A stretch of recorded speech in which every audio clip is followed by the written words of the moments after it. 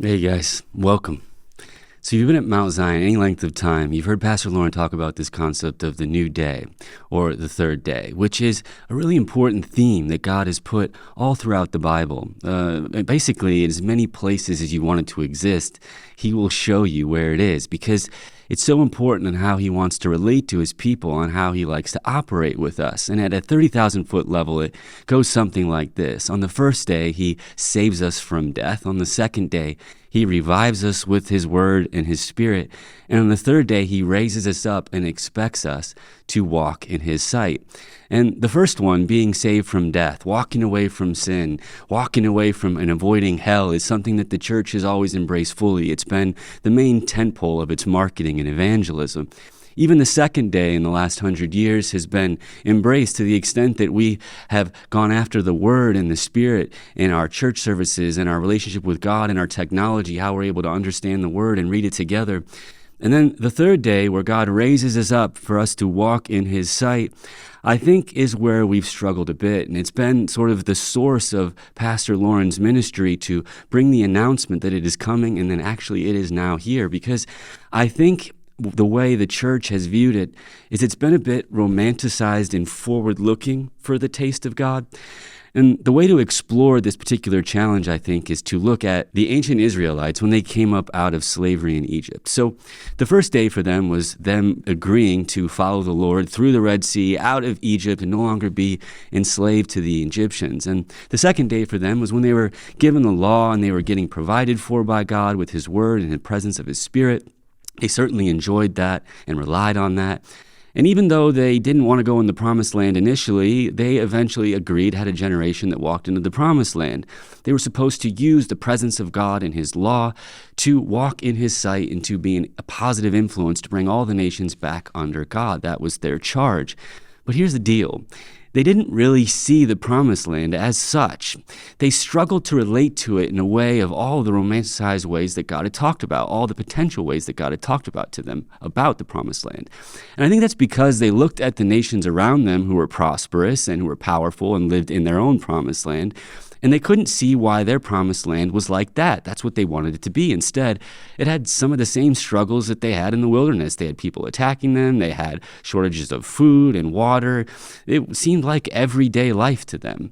And I think we Christians in this day and age can do the exact same thing where, we have no problem taking prior moves of God and absorbing them, but we have a difficult time seeing our life as the promised land. And so we can begin over time to alter our relationship to God and church to be oriented in a way that allows us to create what we think the promised land should be. And that's incredibly dangerous because God wants you to know that you are in the promised land right now, and that you should feel the ticking of the clock as if you were in a game and not even realizing it's going on, because in the third day, He has endowed you with His word and His Spirit, and He expects you to walk in His sight with that level of expectation. And here's the secret to all of it. 99% of our lives is indeed going to be made up of very boring and mundane minutes and relationships that we so often write off and throw away as, these people are never going to be impacted by us. They're never going to be changed. We're not going to have an opportunity to do so. And we're constantly forward looking for some type of romanticized life where God can raise us up and do what we've always been called to do. But here's a perspective that I want to give you, right? We must realize that, what if there was a woman who was stuck in a nursing home and she only saw one person every single day? It was the nurse who checked her vitals and brought her food. God would be saying the same thing to her. For those 15 minutes that you see that lady every single day, that nurse, I want you to be raised up and walk in my sight.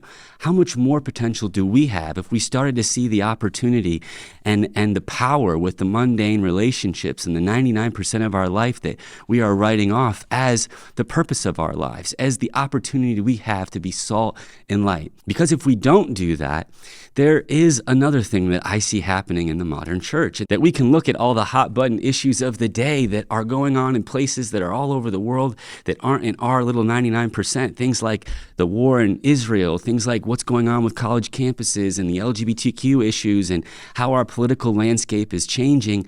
And we can see those as issues that are worthy of our spirit, of our heart, and of our purpose. And we can begin to fight those things in our life and put all of our energy and time against those things, when in reality, even if we vote those people into submission, the 51% to 49%, that's never going to be what's really going to accomplish God's will on the earth, because he wants to change people's hearts.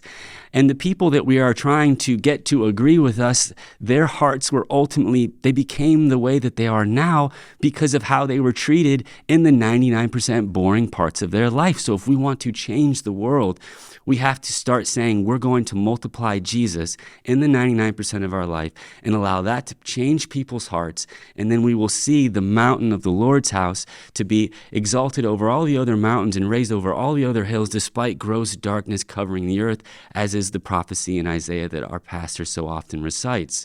You guys, I encourage you to embrace the fact that these minutes, these days of your life are the promised land, and expect to see results. You guys, I hope this helps. I'm praying for you. I hope you're praying for me, and I'll see you next time.